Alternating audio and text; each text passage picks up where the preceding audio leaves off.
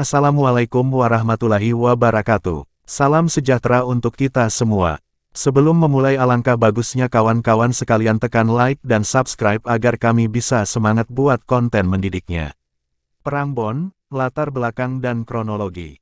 Sejak perjanjian Bongaya ditandatangani pada 1667, Belanda mulai mempunyai kuasa di Sulawesi Selatan, terutama di sekitar daerah Makassar. Setelah pendudukan Inggris tahun 1811 sampai tahun 1816, Belanda khawatir Indonesia jatuh ke tangan bangsa Eropa lainnya. Oleh karena itu, Belanda berupaya menyatukan kekuasaan di daerah Sulawesi Selatan. Namun, Kerajaan Bon tidak mengakui kekuasaan Belanda di Sulawesi Selatan. Hal inilah yang kemudian menjadi penyebab terjadinya Perang Bon, sebuah ekspedisi balasan oleh Belanda ke Kerajaan Bon. Untuk menaklukkan Bon, Belanda harus melakukan 3 kali peperangan. Berikut ini latar belakang serta kronologi Perang Bon I, II, dan III yang berlangsung antara 1824 hingga 1860. Latar belakang Perang Bon. Pada 1824, Gubernur Jenderal Van der Capellen berangkat ke Makassar untuk memperbarui perjanjian Bongaya. Menurut Van der Capellen, perjanjian itu tidak sesuai dengan sistem pemerintahan imperialismenya.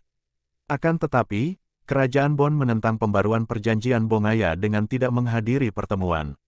Sikap ini mengisyaratkan bahwa Bon tidak mengakui kekuasaan Belanda di Sulawesi Selatan. Usaha Bon untuk memengaruhi raja-raja yang lain untuk menentang kehadiran Belanda menjadi salah satu sebab timbulnya peperangan antara Bon dan pemerintah Hindia Belanda. Perang ini dianggap tidak berhasil karena Bon dapat menghancurkan beberapa pos pertahanan Belanda di Pangkajene, Maros, dan Tanete. Serangan Bon ini sempat menggelisahkan pemerintah Belanda di Makassar. Oleh karena itu, dikirimlah bala bantuan dari Batavia hingga daerah-daerah tersebut Bon dapat direbut kembali. Perang Bon II. Pada Perang Bon II yang berlangsung antara tahun 1825 sampai tahun 1835, Belanda melakukan tindakan-tindakan brutal.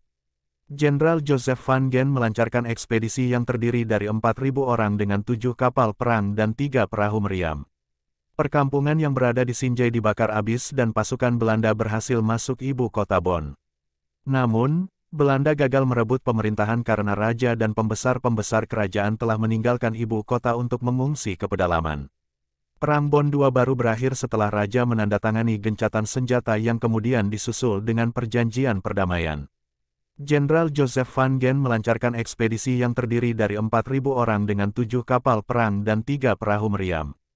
Perkampungan yang berada di Sinjai dibakar habis dan pasukan Belanda berhasil masuk ibu kota Bon. Namun, Belanda gagal merebut pemerintahan karena raja dan pembesar-pembesar kerajaan telah meninggalkan ibu kota untuk mengungsi ke pedalaman. Perang Bon II baru berakhir setelah raja menandatangani gencatan senjata yang kemudian disusul dengan perjanjian perdamaian. Perang Bon III. Setelah Perang Bon II, Belanda masih terus merongrong hak dan kekuasaan Raja Bon yang dianggapnya sebagai lawan yang membahayakan. Di pihak lain, rakyat Bon berjuang untuk merebut kembali wilayah kerajaan yang dicaplok oleh Belanda. Kedua hal ini dianggap sebagai penyebab terjadinya Perang Bon III pada 1859. Tokoh Perang Bon III adalah Letnan Jenderal Jan van Swieten, yang pertama kali mendarat di Makassar pada November tahun 1859. Perang ketiga ini sangat dahsyat dan Belanda harus melakukan 2 kali agresi militer. Agresi pertama dapat dianggap gagal karena banyak serdadu Belanda yang tewas dan terpaksa menarik diri ke Makassar. Namun, pada agresi kedua, Belanda berhasil memaksa Bon bertekuk lutut pada 1860. Akhirnya, hanya sebagian kecil dari wilayah kekuasaan Bon terdahulu dipinjamkan kepada raja untuk diperintah, sementara wilayah lain yang sangat luas langsung berada di bawah kekuasaan gubernur Belanda. Raja Lapawawoi Karaeng Sigeri, yang berkuasa antara tahun 1895 sampai tahun 1905, melakukan perlawanan terakhir terhadap Belanda, namun, Lapawawoi Karaeng Sigeri menyerah pada 1905 dan sejak saat itu Bon secara resmi berada di bawah kekuasaan pemerintah Belanda. Terima kasih sudah menonton. Silahkan kawan-kawan tinggalkan komentar kalian agar kami bisa mengoreksi konten kami apa yang harus diperbaiki dan apa yang harus ditambah agar konten kami semakin berkembang.